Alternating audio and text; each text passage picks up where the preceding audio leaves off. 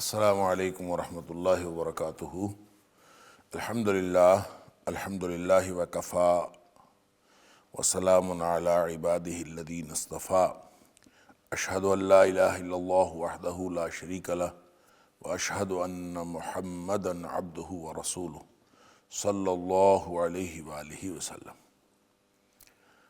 اللہم صلی علی محمد وعلی آل محمد کما صلیت علی ابراہیم وعلی آل ابراہیم انک حمید مجید۔ اللہم بارک علی محمد وعلی آل محمد کما بارکت علی ابراہیم وعلی آل ابراہیم انک حمید مجید۔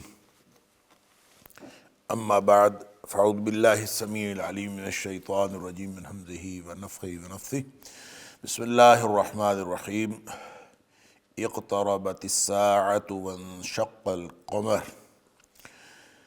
آیت نمبر 1 سورہ قمر، یہاں سے آج کے سبق کا آغاز اللہ کی توفیق سے ہو رہا ہے، اور گزشتہ درس کے اختتام پہ سورہ نجم اللہ کے فضل سے مکمل ہوئی تھی، اور آج سورۃ القمر ہم شروع کر رہے ہیں۔ تو آپ کو معلوم ہے کہ کسی بھی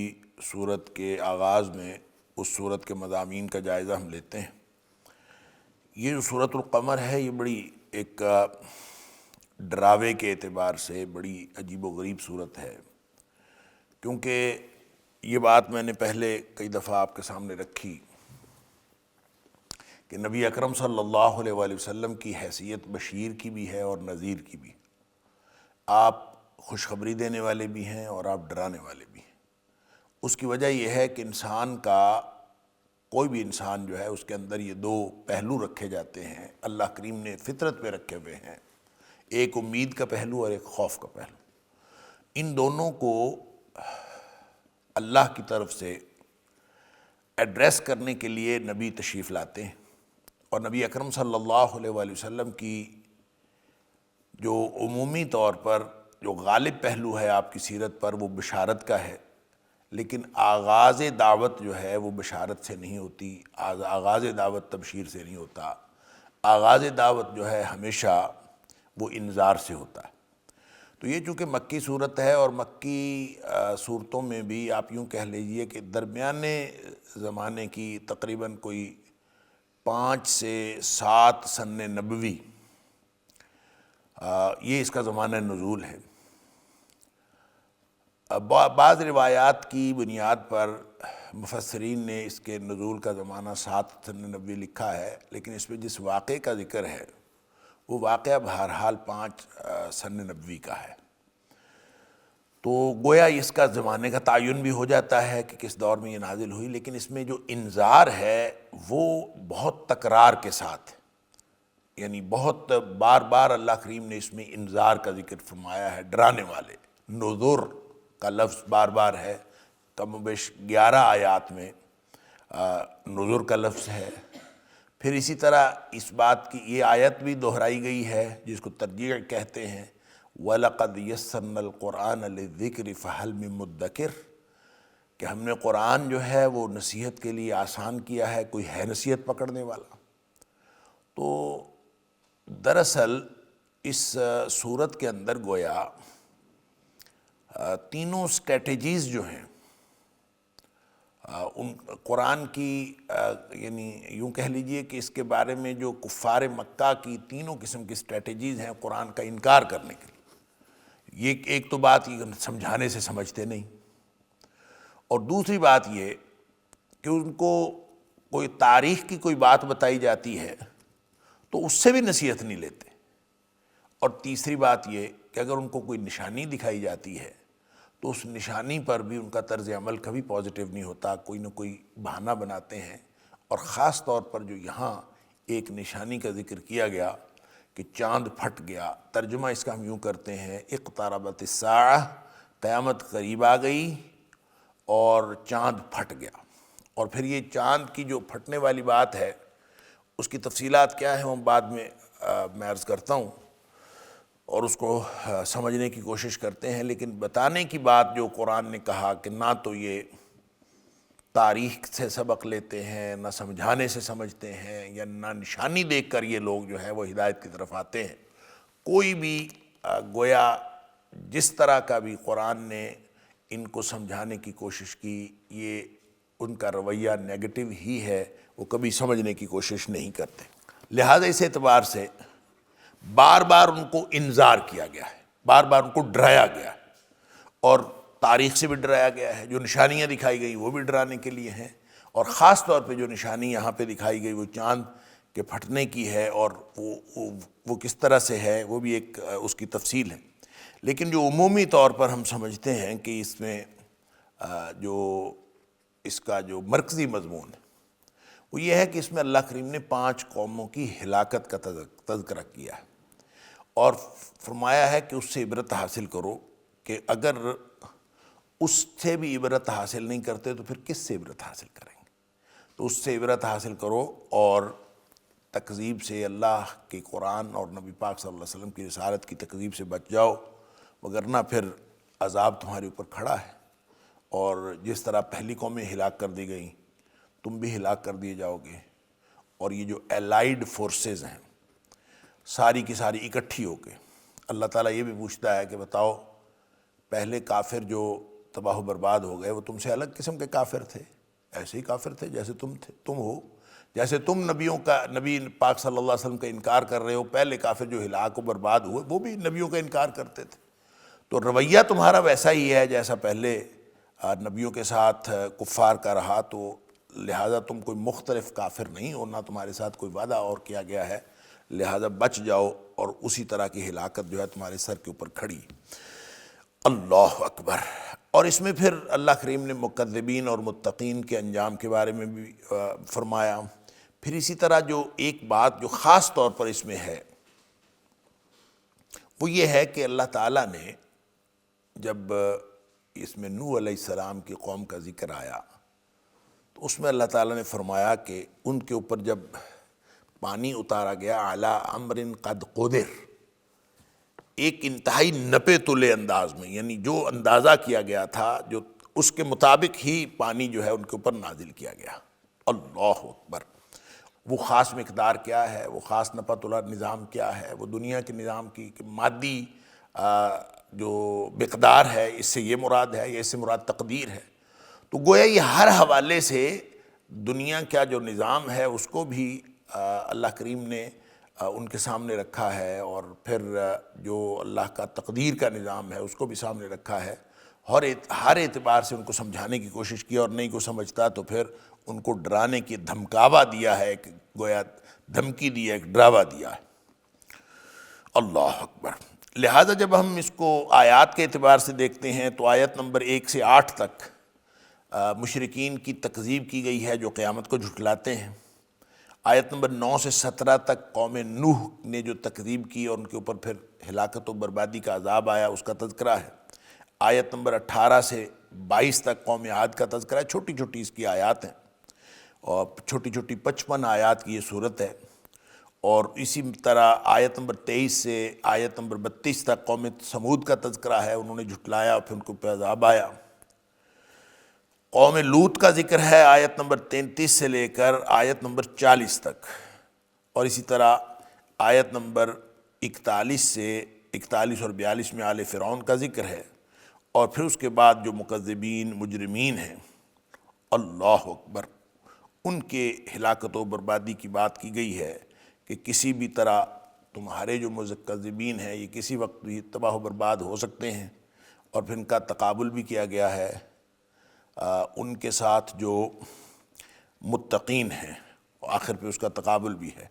تو گویا یہ مضمون جو ہے آیت نمبر 43 سے آیت نمبر 55 تک چلتا ہے۔ تو یہ ہے اس صورت کا یوں کہہ لیجئے کہ ایک کرکس اور خلاصہ جو میں نے آپ کے سامنے رکھ دیا۔ اب اس کے کوشش کرتے ہیں اس کے مفاہیم سمجھنے کی اللہ کی توفیق سے۔ اعوذ باللہ من الشیطان الرجیم، بسم اللہ الرحمن الرحیم۔ اقتربت الساعۃ وانشق القمر، قیامت قریب آ گئی اور چاند پھٹ گیا۔ اس کے بارے میں بہت سارے مفسرین کا جو ترجمہ ہے، یعنی بعض مفسرین کا کہنا چاہیے، بہت سارے تو نہیں، ان کا یہ ترجمہ ہے کہ قیامت قریب آ گئی اور چاند پھٹ جائے گا۔ وہ یہ کہتے ہیں کہ چاند کا پھٹنا جو ہے یہاں جس کا ذکر ہے یہ قیامت کے قریب قیامت کی نشانیوں کے طور پر ہے، تو یہ اب نہیں، یہ قرب قیامت چاند پھٹے گا اور یہ بڑی نشانیوں میں چاند پھٹ جائے گا، تو یہ پھٹا نہیں ہے، اس لیے اس کو ماضی کا ترجمہ نہیں کیا جائے گا، کیونکہ قرآن میں یہ اسلوب چلتا ہے کہ بہت سارے مواقع کے اوپر ماضی کا ترجمہ مستقبل کا لیا جاتا ہے، لہذا جب جیسے قرآن نے کہا اتی امر اللہ فلا تستعجلوہ، اللہ کا حکم آ گیا ہے بس اس کے لیے جلدی نہ مچاؤ، تو اب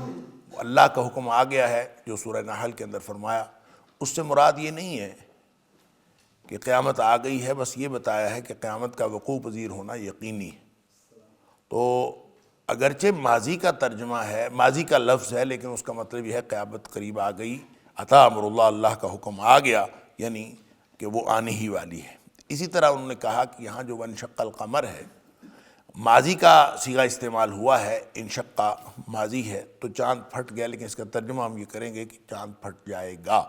جیسے بعض مقامات پر ہم یہ کرتے ہیں۔ یہ بات درست اس لیے نہیں ہے کہ ایک ہی آیت میں ایک ماضی کا ترجمہ مستقبل کا لیا جائے اور ایک ماضی کا ترجمہ ماضی لیا جائے، یہ درست نہیں ہے۔ یا تو پھر دونوں ماضی کا ترجمہ ماضی لیں یا دونوں ماضی کا ترجمہ مستقبل لے لیں، پھر ہو سکتا ہے۔ مثلا یہ کہنا چاہیے اگر چاند پھٹ جائے گا ترجمہ کرنا ہے تو پھر اس کا ترجمہ یہ کرنا پڑے گا اقتربت الساعہ، قیامت قریب آ جائے گی۔ جب آپ یہ ترجمہ کریں قیامت قریب آ جائے گی، یعنی یہ مستقبل کی بات ہے، تو پھر یہ ترجمہ بھی کیا جا سکتا ہے کہ اور جو چاند ہے وہ پھٹ جائے گا، پھر یہ درست ہے۔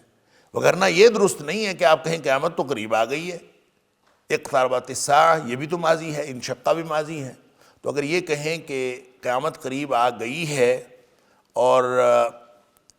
چاند پھٹ جائے گا، تو یہ دو مختلف معنی گویا ہم لے رہے ہیں، ایک ماضی کا معنی ہم ماضی کا لے رہے ہیں اور ایک ماضی کا معنی مستقبل رہے، یہ اصول کے اعتبار سے درست نہیں ہے۔ لہٰذا جب اقتربت الساعہ اس کے بارے میں قطعی بات ہے اور یقینی بات ہے کہ قیامت تو قریب آ گئی ہے، نبی پاک صلی اللہ علیہ وآلہ وسلم فرماتے ہیں، آپ نے فرمایا مجھے جو بعث کیا گیا ہے قیامت سے پہلے، میں اور قیامت یوں اکٹھے ملے ہوئے، گویا نبی کریم صلی اللہ علیہ وآلہ وسلم کی تشریف آوری قرب قیامت کی ایک نشانی ہے۔ تو وہ قرب قیامت کی نشانیاں جس کے بعد ہم یہ کہیں کہ اقتربت الساعہ، قیامت واقعتاً قریب آ گئی ہے، اگر یہ سمجھیں تو اس کا مطلب یہ ہے کہ اقتربت الساعہ یہ ماضی ہے اور قیامت قریب آ چکی ہے۔ آگے جو بات ہے کہ وانشق القمر، تو پھر اس کا ترجمہ بھی یہی کرنا پڑے گا کہ اور چاند پھٹ گیا، قیامت قریب آ گئی اور چاند پھٹ گیا۔ اللہ اکبر، جیسے فرمایا اقترب للناس حسابهم وهم فی غفلۃ معرضون، لوگوں کا حساب جو ہے وہ قریب آ گیا اور وہ اپنی غفلت کے اندر جو ہے وہ منہ پھرتے ہیں۔ اس کا مطلب یہ نہیں ہے کہ ان کے حساب کا وقت قریب آ جائے گا، بلکہ وقت تو قریب آ گیا ہے، سر پہ کھڑا ہے، حساب کا وقت تو سر پہ کھڑا ہے، لہٰذا ترجمہ اقتربہ یا اقتربت کا ترجمہ جو ہے وہ ماضی ہی ہے۔ اور نبی کریم صلی اللہ علیہ وآلہ وسلم نے اس کی مختلف حدیث کے اندر آتا ہے، مثلاً ایک دن صحابی کہتا ہے کہ نبی پاک صلی اللہ علیہ وسلم کو نصیحت فرما رہے تھے، فرماتے گئے حتیٰ کہ شام جو ہے نا مغرب، اس سے ذرا سا فاصلہ رہ گیا، یعنی ذرا سا سورج کھڑا تھا اور باقی دن جو ہے مکمل ہو گیا۔ تو نبی کریم صلی اللہ علیہ وآلہ وسلم فرمایا تمہاری حیثیت باقی امتوں کے مقابلے میں ایسے ہی ہے جیسے دن کا یہ حصہ جس وقت اب ہم ہے اور باقی دن، یعنی سارا دن گزر گیا ہے، اب اتنا سا رہ گیا ہے، آپ گویا بالکل قریب آ لگے۔ اسی طرح ایک اور حدیث میں بھی آتا ہے، نبی پاک صلی اللہ علیہ وسلم نے فرمایا کہ باقی امتوں کے مقابلے میں تمہاری حیثیت ایسے ہے جیسے عصر اور مغرب کا درمیانی فاصلہ، یعنی باقی سارا دن گزر گیا ہے اور بس اتنا سا۔ تو اقتربہ قریب آ گئی، یہ حدیث سے بھی واضح ہے اور یہ جو اس کے معنی سے بھی واضح ہے کہ اقتربت الساعہ، قیامت تو قریب آ گئی ہے۔ آ چکی ہے، قریب آ چکی. اور اس کے بارے میں جب ہم نشانیوں کی بات کرتے ہیں جو نبی اکرم صلی اللہ علیہ وآلہ وسلم نے قیامت کی نشانیاں بتائیں، اور قرآن نے بھی سورہ محمد کے اندر فرمایا کہ جتنے قیامت تو ابھی نہیں آئی، لوگ کیا قیامت کا انتظار کر رہے ہیں، لیکن فقط جاء اشراطھا، اس کی نشانیاں تو آ گئی ہیں. تو جب نشانیاں آ گئی ہیں تو اس کا مطلب ہے قیامت تو قریب آ گئی ہے. اسی بنیاد پر نبی پاک صلی اللہ علیہ وآلہ وسلم نے جو قیامت کی نشانیاں بتائی ہیں اس کو امام قرطبی نے خاص طور پر اور پھر باقی علماء نے بھی اس کو 3 حصوں میں تقسیم کیا. پہلی دفعہ امام قرطبی نے کیا تھا یا اور لوگوں نے کیا، تو وہ 3 حصوں میں تقسیم کر دیا کہ کچھ جو ہے وہ نشانیاں ایسی ہیں جو صغریٰ ہیں، چھوٹی ہیں، کچھ وسطیٰ ہیں، کچھ بڑی ہیں، کبریٰ ہیں. تو کہتے ہیں جو چھوٹی نشانیاں وہ تو وقوع پذیر ہو چکی ہیں، وسطیٰ میں سے بھی بہت ساری وقوع پذیر ہو چکی ہیں اور بہت ساری وقوع پذیر ہونے والی ہیں یا ہو رہی ہیں یا ہو چکی ہیں. صرف کبریٰ جو ہیں یہ بالکل قرب قیامت ہوں گی، اور وہ چند باتیں ہیں جو قرب قیامت ہوں گی، اور ان کا تذکرہ نبی کریم صلی اللہ علیہ وسلم نے فرمایا یہ ہوگا وہ ہوگا، جس میں مہدی کا آنا ہے، دجال کا آنا ہے، دھوئیں کا، دابہ کا نکلنا اور مختلف چیز. سورج کا مغرب سے طلوع ہونا، یہ قرب قیامت کی بڑی نشانیاں ہیں. لہذا اس ساری گفتگو سے جو نتیجہ نکلتا ہے کہ اقتربت الساعہ، یہ ماضی کے معنوں میں ہے، اور یہ مراد بھی اس سے یہی ہے کہ قیامت قریب آ گئی ہے. لہذا دوسرا معنی ہمیں یہ کرنا ہی پڑے گا کہ چاند پھٹ گیا ہے، وہ بھی ماضی ہے، وہ بھی ماضی ہے، وہ بھی ماضی. انشق القمر، چاند پھٹ گیا. لہذا قرآن کے اسلوب سے یہ بات واضح ہے، میں ابھی حدیث کی طرف نہیں جا رہا، تو قرآن کے اسلوب سے یہ بات واضح ہے کہ یہ دونوں واقعات وقوع پذیر ہو چکے ہیں. قیامت بھی قریب آ گئی، اور قرب قیامت کی نشانیاں نبی پاک صلی اللہ علیہ وسلم کی تشریف آوری سے شروع ہوئی ہیں، مختلف نشانیاں پوری ہوتی جا رہی ہیں، کچھ تھوڑی سی رہ گئی ہیں. قیامت کا قرب بالکل نبی پاک صلی اللہ علیہ وآلہ وسلم آخری زمانے، پیغمبر آخر الزمان، آخری زمانے کے نبی ہیں نبی پاک صلی اللہ علیہ وسلم، اور 1500 سال نبی پاک صلی اللہ علیہ وسلم کو گزر گیا، تو قیامت تو قریب آ گئی. تو نبی پاک صلی اللہ علیہ وسلم کی تشریف آوری ہی اس بات کی نشانی ہے کہ قیامت قریب آ گئی. اور جب ہم اس کا ترجمہ یہ کرتے ہیں تو پھر اس اسلوب سے یہ بات واضح ہوتی ہے کہ چاند پھٹ گیا ہے، اور چاند کا پھٹ جانا ایک معجزے کے طور پر رونما ہوا، ایک واقعہ ہوا. اور یہ ایسا نہیں ہے کہ قرب قیامت چاند کا جو پھٹنا ہے یہ وقوع پذیر ہوگا، ایسا نہیں ہے، یہ ہو چکا. اور اس سے پہلے اگر کہا جائے تو اس کا ترجمہ یہ کیا جا سکتا ہے، لیکن اب کے اعتبار سے اور نبی پاک صلی اللہ علیہ وسلم پر قرآن کے نزول کے اعتبار سے، جیسے میں نے عرض کیا کہ اس کے زمانہ نزول جو ہے 5 سے 7 سن نبوی ہے، اور یہ چاند کے پھٹ جانے کا جو واقعہ ہے یہ احادیث کے اندر یہ 5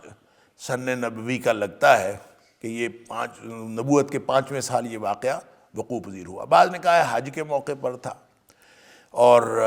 بعض جگہ حج کا تذکرہ نہیں ہے، کس مہینے میں ہوا یہ بھی نہیں پتہ. لیکن ایک بات کلیئر ہے کہ اس رات 14ویں کا چاند تھا. 14ویں کا چاند بہت واضح ہوتا ہے، ساری دنیا کو نظر آ رہا ہوتا ہے. تو اس موقع پر یہ متواتر احادیث ہیں. متواتر کہتے ہیں جو بہت سارے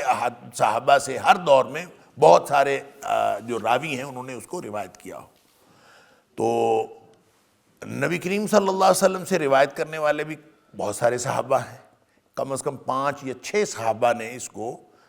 نبی کریم صلی اللہ علیہ وسلم سے روایت کیا کہ چاند پھٹا. اور صحیح حدیث بخاری شریف کے اندر بھی ہیں، مسلم شریف کے اندر بھی ہیں، ترمذی کے اندر بھی، ابو داؤد کے اندر بھی، مختلف کتابوں میں، مسند احمد کے اندر، مستدرک حاکم کے اندر، بہقی کے اندر، مختلف کتابوں کے اندر یہ ساری روایات موجود ہیں. لہٰذا یہ تواتر کو پہنچتی ہیں. مشرکین وہ جھٹلاتے تھے. اچھا، یہ پھر ایک معجزہ تھا شق القمر کا جو وقوع پذیر ہوا. اس میں عبداللہ بن مسعود رضی اللہ تعالیٰ عنہ اور جبیر رضی اللہ تعالیٰ عنہ اور حضرت حذیفہ رضی اللہ تعالیٰ، یہ 3 صحابہ ایسے ہیں، یعنی اس کو جو روایت کرنے والے جتنے بھی صحابہ کرام ہیں ان میں سے یہ 3 صحابہ کرام ہیں جو اس واقعے کے چشمدید گواہ ہیں. انہوں نے یہ کہا کہ یعنی انہوں نے خود چاند پھٹتے دیکھا. تو یہ گواہی دیتے ہیں کہ ہم نے چاند پھٹتے دیکھا، اور جو چاند پھٹا، اور یہ ساری احادیث۔ اچھا، اگرچہ جو حضرت انس بن مالک رضی اللہ تعالیٰ عنہ ہیں ان سے بھی بخاری شریف کے اندر روایت ہے، اور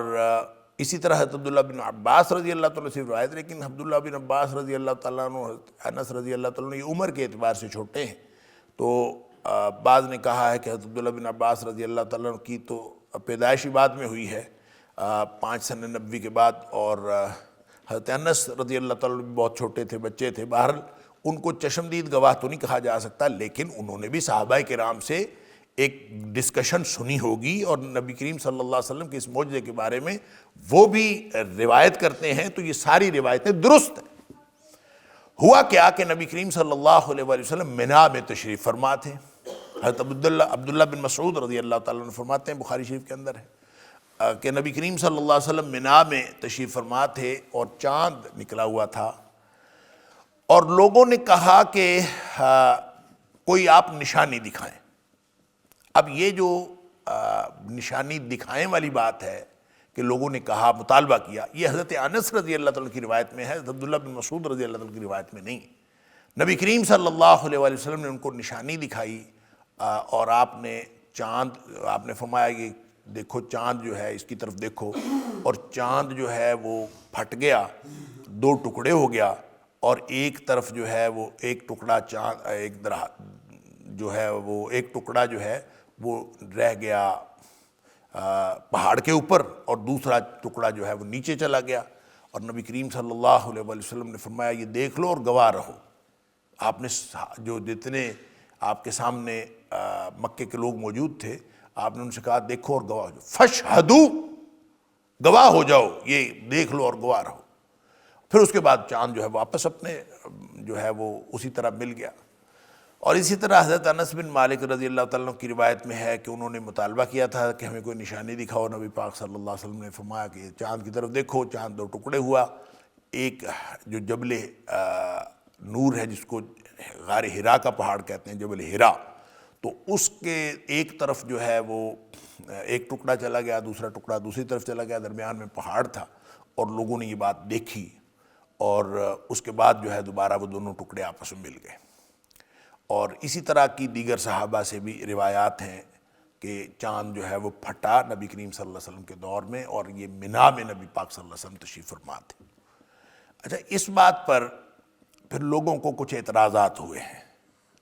کہ یہ اگر واقعتاً معجزہ رونما ہوا ہے تو اس پر پھر لوگ اپنے اپنے حساب سے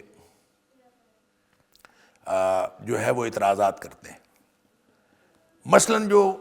سب سے پہلا اعتراض ہے وہ تو کہتے ہیں کہ اگر یہ کوئی ایسا حصی معجزہ تھا، واقعتاً چاند حصی طور پر ٹکڑے ہوا تھا، اگر ایسا تھا تو پھر اس کا ریسپانس جو ہے وہ کفار مکہ کی طرف سے وہ ایک خاص طرح کا ریسپانس ہونا چاہیے تھا۔ ان کو تو حیران ہو جانا چاہیے تھا کہ یہ کیا ہو گیا، اور اس حیرانگی کا ریسپانس جو ہے کسی طرح کا وہ بیان ہونا چاہیے تھا۔ تو کیوں نہیں بیان ہوا تو ہے کہ انہوں نے، قرآن کہتا ہے کہ وَإِن يَرَوْا آيَةٍ يُعْرِضُوا وَيَقُولُوا سِحْرٌ مُسْتَمِرٌ، جب وہ کوئی نشانی دیکھتے ہیں تو وہ کہتے ہیں تو جادو ہے۔ انہوں نے یہ کہا تھا، اور یہ جادو تب ہی کہا جب انہوں نے حصی معجزہ دیکھا اور واقعتاً چاند کو ٹکڑے ہوتے دیکھا، اور انہوں نے کہا کہ یہ اصل میں چاند 2 ٹکڑے نہیں ہوا، یہ ہماری آنکھوں پر نبی کریم صلی اللہ علیہ وسلم نے نعوذ باللہ جادو کر دیا۔ تو وہ نشانی دیکھنے کے بعد بھی انہوں نے کہا کہ یہ تو جادو ہے۔ تو اس کا مطلب یہ ہے کہ یہ باقاعدہ ایک حصی معجزہ تھا، اور انہوں نے جو جادو کہا ہے، تو جو یعنی بہقی کی روایات میں ہے کہ انہوں نے جادو کہا تھا، اور یہاں قرآن بھی یہ بات کہتا ہے کہ انہوں نے جادو کہا تھا۔ تو جادو کہنا جو ہے، ان کا جادو کہنا،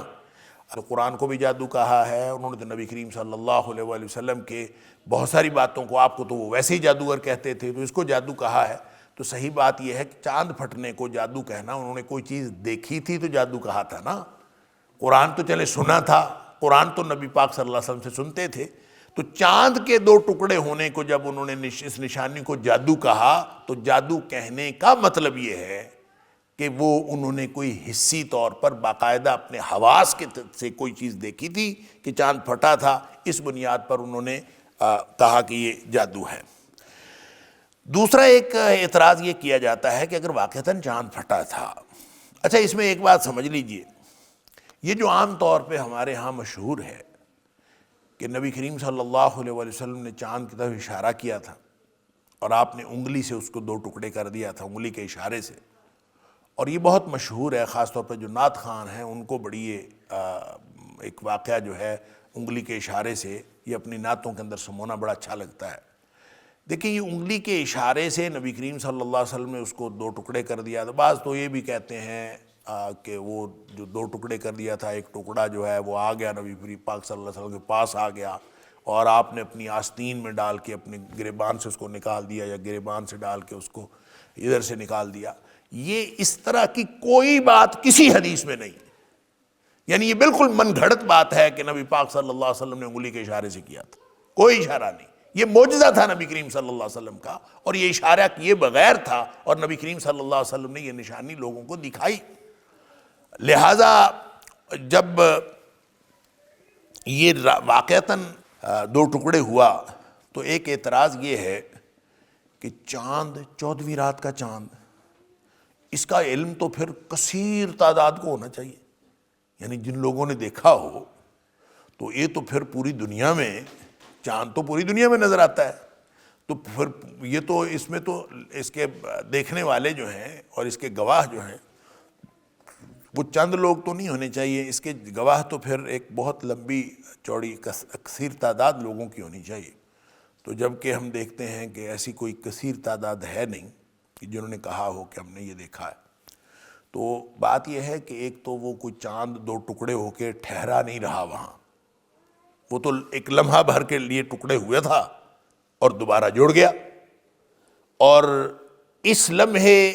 کوئی پہلے اناؤنسمنٹ بھی نہیں تھی، کوئی ایسا تو نہیں تھا کہ لوگوں کو اعلان کیا گیا ہو کہ فلاں دن فلاں وقت جو ہے چاند 2 ٹکڑے ہوگا، جس نے دیکھنا ہے دیکھ لے۔ ہمارے یہاں اعلان کیے جاتے ہیں، پوری دنیا میں اخبارات میں آتا ہے، سوشل میڈیا پہ آتا ہے، الیکٹرانک میڈیا پہ آتا ہے کہ فلاں دن فلاں وقت چاند گرہن ہوگا۔ کتنے لوگ دیکھتے ہیں باوجود اس بات کے کہ پہلے سے اعلان ہوئے ہوئے ہوتے ہیں، وقت کا تعین ہوا ہوا ہوتا ہے کہ اتنے بج کے اتنے منٹ پہ اور اتنے بج کے اتنے منٹ تک چاند گرہن ہوگا، تو کیا سارے لوگ دیکھتے ہیں؟ کوئی نہیں دیکھتے۔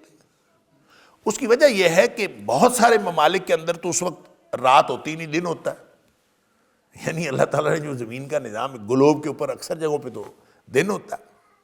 تو جہاں رات بھی ہوتی ہے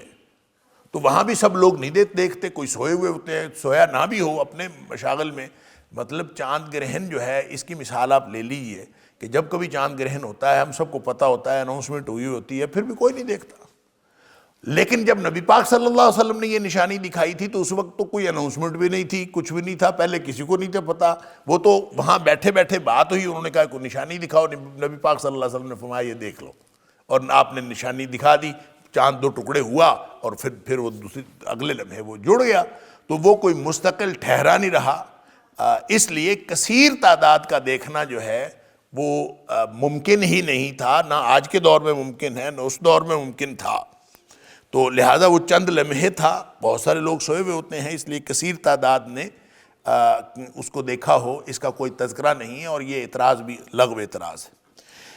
ایک تیسرا اعتراض یہ ہے کہ اگر ایسا واقعہ ہوا ہو تو تاریخ میں کہیں منقول ہو نا،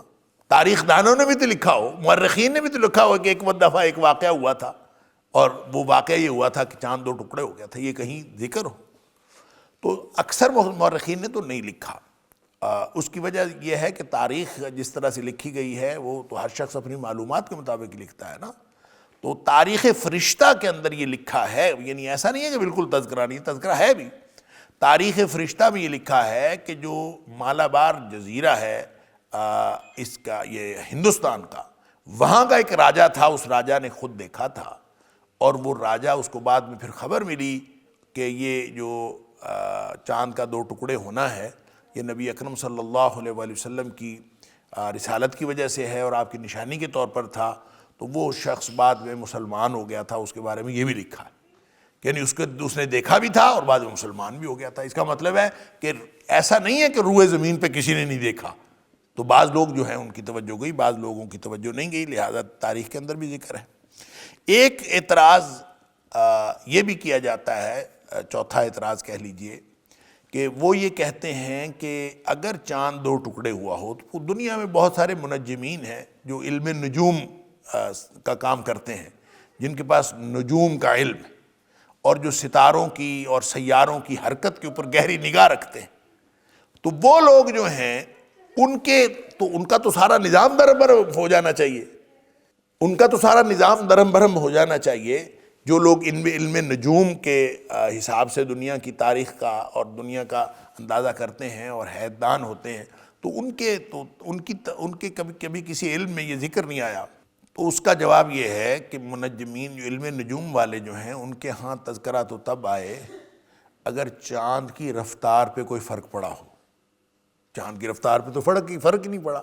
چاند دو ٹکڑے ہوا پھر واپس مل گیا، اور جس رفتار سے وہ چل رہا تھا، جس مقام پہ وہ تھا اسی مقام پہ چلتا رہا، کیونکہ یہ مختلف قسم کے جو مقامات ہیں مختلف سیاروں کے، اس کے حساب سے ان کی رفتار کے حساب سے اندازہ کرتے ہیں، لہٰذا جتنے بھی تاریخ کے اندر منجمین ہیں اور جو حیدان ہیں ان کو اس بات کا علم نہ ہونا بالکل قرین قیاس ہے کہ اس کے اوپر کوئی فرق نہیں پڑا اور وہ ویسے کا ویسے چلتا رہا۔ اور جو آخری بات ہے، آخری اعتراض ہے، وہ یہ ہے کہ یہ تو جب معجزہ تھا تو معجزہ دیکھ کر جو قوم ایمان نہ لائے ان پر تو عذاب آ جاتا ہے۔ اللہ کا قانون تو یہ ہے کہ جو قوم معجزہ دیکھ کر ایمان نہیں لاتی ان کے اوپر تو اللہ کا عذاب آ جاتا ہے، اور اس کی واضح مثال جو ہے وہ حضرت صالح علیہ السلام کی اونٹنی ہے کہ ان لوگوں نے معجزہ مانگا تھا اور کہا تھا پہاڑ سے اونٹنی نکال کے دکھاؤ، تو اس کے بعد جو ہے وہ جب انہوں نے اس کے بعد بھی ایمان کا اظہار نہیں کیا تو ان کے اوپر عذاب آ گیا۔ تو یہ بہرحال اصول درست ہے کہ اگر کسی قوم نے مانگ کر معجزہ لیا ہو، جیسے حضرت انس رضی اللہ تعالیٰ عنہ کی روایت میں ہے کہ انہوں نے کہا تھا کہ کوئی نشانی دکھاؤ، تو نبی کریم صلی اللہ علیہ وسلم نے نشانی دکھائی، یعنی اگرچہ یہ مطالبے والی جو بات ہے کفار کے مطالبے کی، یہ صرف حضرت انس رضی اللہ تعالیٰ عنہ کی روایت میں ہے، کسی اور صحابی کی روایت میں نہیں ہے، لیکن بہرحال وہ روایت صحیح ہے، تو اس کا مطلب ہے مطالبہ تو کیا تھا انہوں نے۔ تو اگر مطالبہ کیا تو پھر عذاب کیوں نہیں آیا، یہ ایک سوال ہے، اور اس پر تو اگر منہ مانگ کے معجزہ لیا جائے اور پھر لوگ ایمان نہ لائیں تو پھر ان کے اوپر عذاب آ جاتا ہے۔ اور ہم دیکھتے ہیں کہ چاند پھٹا اور چاند دو ٹکڑے ہوا اور واپس جڑ گیا، انہوں نے یہ نشانی دیکھی، احادیث یہی تفصیل بتاتی ہیں، اس کے باوجود کفار مکہ پر عذاب نہیں آیا۔ تو اس کا جواب یہ ہے کہ وہ معجزہ یا اس معجزے کے بعد عذاب آتا ہے جس معجزے میں مطالبہ کرتے وقت ایمان کی شرط لگائی ہو کہ آپ یہ معجزہ دکھائیں ہم سارے مومن ہو جائیں گے۔ اگر ایسی کوئی شرط لگائی ہو کہ آپ ہمیں کوئی نشانی دکھائیں تو ہم سارے مومن ہو جائیں گے، اگر ایسا کوئی شرط رکھی ہو اور پھر وہ معجزہ یا نشانی ظاہر ہو اور پھر وہ ایمان نہ لائیں تو پھر ان کے اوپر عذاب نازل ہو جاتا ہے۔ جیسے اللہ کریم نے سورہ مائدہ میں دسترخوان نازل کرنے کی جو دعا تھی، جو ان کا مطالبہ تھا، اس کے اوپر ذکر فرمایا ہے کہ اگر اللہ تعالیٰ نے فرمایا میں نازل تو کر دوں گا، جب حضرت عیسیٰ علیہ السلام نے دعا کی تھی تو اللہ تعالیٰ نے فرمایا نازل تو میں کر دوں گا، لیکن اس کے بعد کوئی اگر ایمان نہ لایا تو پھر بہت شدید ان کے اوپر عذاب آئے، ایسا عذاب آئے گا کہ جہنم میں کبھی عذاب نہیں آیا۔ اسی طرح کفار مکہ نے ایک مطالبہ کیا تھا نبی کریم صلی اللہ علیہ وسلم سے کہ آپ سونے کی پہاڑی بنا دیں، صفا کو سونے کی پہاڑی بنا دیں، آپ اپنے اللہ سے دعا کرو، اگر یہ پہاڑی سونے کی بن گئی تو پھر ہم سارے مومن ہو جائیں گے۔ اس پر بھی اللہ کریم نے پھر یہی فرمایا تھا، ایک فرشتہ بھیجا اور اللہ تعالیٰ نے اس فرشتے کے ذریعے سے یہی بات نبی کریم صلی اللہ علیہ وسلم کو فرمائی تھی کہ اگر اس کے بعد معجزہ دیکھنے کے بعد یہ ایمان نہ لائے تو پھر ان کے اوپر بہت بڑا عذاب آئے گا، عذبتہ لا اعذبہ احدا من العالمین، اس کے اوپر وہ عذاب آئے گا کہ جہنم میں کبھی عذاب نہیں آیا۔ اس کا مطلب یہ ہے کہ جو مطالبہ ایمان کی شرط کے ساتھ کیا جائے اور پھر ایمان نہ لایا جائے تو پھر اس کے اوپر عذاب آتا ہے، چونکہ یہ انہوں نے ویسے ہی کہا تھا نشانی دکھائیں، اور نبی پاک صلی اللہ علیہ وسلم سے جب کبھی انہوں نے مطالبہ ایسا کیا جس میں ایمان کی شرط تھی تو کوئی معجزہ ان کو نہیں دکھایا گیا۔ بلکہ اس حدیث میں بھی کہا کہ ان کو پھر نبی پاک صلی اللہ علیہ وسلم نے فرمایا کہ اللہ آپ نے انکار فرما دیا کہ مجھے سونے کی پہاڑی نہیں چاہیے، آپ نے فرما دیا کہ مجھے سونے کی پہاڑی نہیں چاہیے، ان کے لیے توبہ کا دروازہ کھلا رکھنا۔ اور قرآن میں بھی ذکر ہے کہ جب کبھی انہوں نے مطالبہ کیا تو ان کو کوئی نشانی دکھائی نہیں گئی۔ اس کا مطلب یہ نہیں ہے کہ نبی پاک صلی اللہ علیہ وسلم کی طرف سے نشانی کوئی نہیں دکھائی گئی، آپ کی طرف سے بہت ساری نشانی، چاند کا 2 ٹکڑے ہونا نشانی دکھائی گئی، نبی کریم صلی اللہ علیہ وسلم کی طرف سے جو بہت ساری ایسی باتیں جو برکت کا جو ہے وہ ذریعہ بنی، مثلا نبی کریم صلی اللہ علیہ وسلم، صحابہ کہتے ہیں کہ ہم نبی کریم صلی اللہ علیہ وسلم کے جو بعض معجزات، بعض نشانیاں ظاہر ہوتی تھیں، ہم ان کو برکت تصور کیا کرتے تھے۔ لوگ ان کو نشانیاں، قیامت کی نشانیاں سمجھتے ہیں، کوئی اور نشانیاں سمجھتے ہیں، ہم ان کو برکت سمجھتے تھے کہ نبی کریم صلی اللہ علیہ وسلم بعض اوقات کوئی ایسی بات فرماتے، مثال کے طور پر نبی کریم صلی اللہ علیہ وسلم نے کسی نے دعوت کی تھی، آپ وہاں تشریف لے گئے، سارے صحابہ کو بلا کے لے گئے، تو وہ ہڈیاں آپ نے فرمایا کہ اس کے اوپر چڑھائے رکھنا، چولہے کے اوپر اتارنا نہیں ہے، اور نبی کریم صلی اللہ علیہ وسلم نے سارے لوگوں نے کھانا کھایا جتنے تھے، اور ہڈیاں کے اندر سالن ختم نہیں۔ اسی طرح نبی کریم صلی اللہ علیہ وسلم نے حدیبیہ کا موقع تھا یا کوئی اور موقع تھا، پانی نہیں تھا، تو آپ نے برتن کے اندر جو ہے اپنی انگلیاں ڈال دی، اور نبی پاک صلی اللہ علیہ وسلم کی انگلیوں سے پانی ایسے بہہ رہا تھا جیسے کوئی چشمہ پھوٹ رہا ہو، تو سارے لوگوں نے پانی پیا بھی، وضو بھی کیا، اور پانی نہیں ختم ہوا، برکت اس کے اندر آ گئی۔ تو اس طرح کی نشانیاں نبی کریم صلی اللہ علیہ وسلم سے ظاہر ہوتی رہتی تھیں۔ اور پھر ہم یہ بھی دیکھتے ہیں کہ وہ تنا کھجور کا جس کے ساتھ نبی پاک صلی اللہ علیہ وسلم ٹیک لگا کے جمعہ پڑھاتے تھے، خطبہ ارشاد فرمایا کرتے تھے، وہ جب اس کو چھوڑ دیا، ممبر بن گیا، تو وہ جو ہے وہ ایک بچے کی طرح بلکنے لگا، اور نبی کریم صلی اللہ علیہ وسلم پھر اس کو چپ کروایا۔ اس طرح کی بہت ساری نشانیاں نبی پاک صلی اللہ علیہ وسلم سے ظاہر ہوتی رہتی تھیں۔ اس کا مطلب یہ نہیں ہے کہ نبی پاک صلی اللہ علیہ وسلم سے کوئی معجزہ جو ہے اس طرح کا حصی معجزہ وہ رونما ہوا ہی نہیں۔ اصل میں جو معجزہ نبی کریم صلی اللہ علیہ وسلم کی اصل شان ہے وہ یہ قرآن ہے۔ جو اصل معجزہ ہے وہ علمی معجزہ ہے نبی پاک صلی اللہ علیہ وسلم۔ حصی معجزے جو ہیں وہ نبی کریم صلی اللہ علیہ وسلم کی شان اور نبی کریم صلی اللہ علیہ وسلم کی نبوت کی دلیل کے طور پر، آپ سے برکت کے طور پر بہت ساری چیزیں، نبوت کی دلیل کے طور پر جو اصل معجزہ ہے وہ تو قرآن ہے۔ اور قرآن نے چیلنج بھی کیا ہے کہ کوئی ایک آیت بنا کے لے آئے، کوئی قرآن جیسا قرآن بنا کے لے آئے، کوئی 10 صورتیں بنا کے لے آئے، کوئی ایک آیت لے آئے۔ اور یہ چیلنج صرف اس وقت نہیں تھا، آج تک موجود ہے، قیامت تک موجود رہے گا۔ بڑے بڑے زباندان موجود ہیں، لیکن اس کے مقابلے میں اس طرح کا قرآن بنا نہیں سکتے۔ یہ قرآن کا جو ایک علمی چیلنج ہے اور یہ علمی معجزہ ہے۔ لہٰذا معجزہ دیکھ کر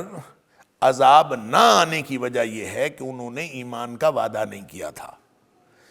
انہوں نے مطلقاً کہا تھا، اگر جو حضرت انس رضی اللہ تعالیٰ عنہ والی جو حدیث ہے اس کو صحیح سمجھ لیا جائے تو ان کا مطالبہ بغیر ایمان کی شرط کے ساتھ تھا، اور باقی حدیث کے اندر تو مطالبے کا ذکر ہی نہیں ہے۔ نبی پاک صلی اللہ علیہ وسلم ان کو نشانی دکھائی، نشانیاں وہ دیکھتے رہتے تھے، نہیں مانتے، تو اللہ کریم نے اسی کا ذکر فرمایا ہے۔ لہٰذا اس جو نشانی ہے چاند کے پھٹ جانے کی، اس میں اصل میں ان کے یہ نشانی کس بات کی ہے، یہ بتایا گیا اس میں کہ جس طرح چاند جو ہے وہ 2 ٹکڑے ہو گیا اور پھر دوبارہ جڑ گیا، اسی طرح یہ کائنات تباہ و برباد ہو جائے گی، اور پھر دوبارہ اللہ تعالیٰ زندہ کرے گا۔ بعث بعد الموت کی ایک نشانی ہے یہ،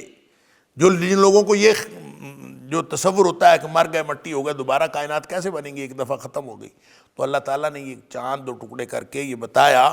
کہ قیامت کا جو وقوع پذیر ہونا ہے گویا وہ یقینی ہے، اس نشانی سے ہی پتہ چلتا ہے۔ اور بہت ساری اس کی تفصیلات ہیں، لیکن اللہ تعالیٰ یہ جو چاند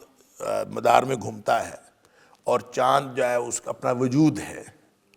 یہ یا پوری کائنات ہے جو اپنی اپنی جگہ پہ چل رہی ہے، اگرچہ اس کے اندر آپ سائنسدانوں سے پوچھیں تو وہ ایک نظام بتاتے ہیں، اصول بتاتے ہیں کہ اس کے اندر ایک کشش ہوتی ہے، ہر سیارے کی ایک داخلی کشش ہے، پھر ایک نظام شمسی کی کشش ہے، اس ساری کشش کے ساتھ یہ پورا نظام شمسی چل رہا ہے، اور اس کی پوری ایک سائنسی توجیحات ہیں۔ تو یہ جو جتنی بھی سائنسی توجیحات ہیں، جتنا بھی چاند کے اندر ہو، چاند کا داخلی نظام ہے، چاند کا خارجی نظام ہے، اس کا نظام شمسی کے ساتھ تعلق ہے، بتانے کی یہ بات ہے کہ یہ سارے قوانین فطرت جو ہیں ان کے اندر کوئی اپنی قوت نہیں ہے، کائنات کے تمام نظام کے اندر اصل میں اللہ کا حکم چل رہا ہے. جس وقت اللہ کا حکم ہو تو گویا کوئی جو قوانین فطرت ہیں وہ حتمی نہیں ہیں، ان کی وجہ سے نہیں یہ قانون یہ کائنات چل رہی. ایک دم اللہ کا حکم ہوگا تو یہ ساری ختم ہو جائے گی، ایک دم اللہ کا حکم ہوگا دوبارہ پھر بن جائے گی. تو یہ اللہ کا حکم اصل ہے،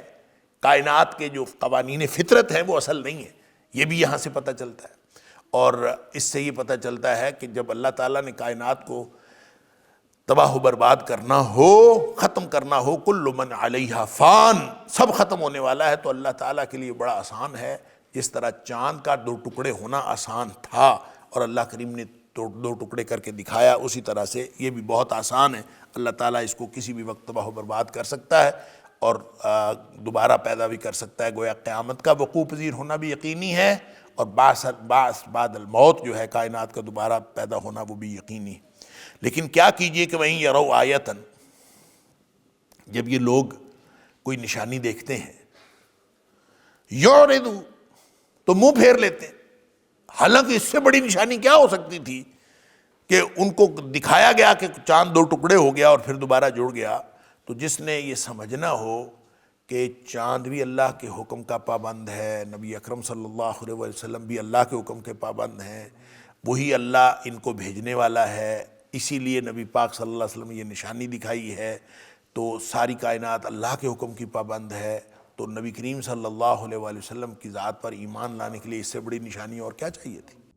ان هذا القرآن يهدي للتي هي اقوم ويبشر المؤمنين الذين يعملون الصالحات ان لهم اجرا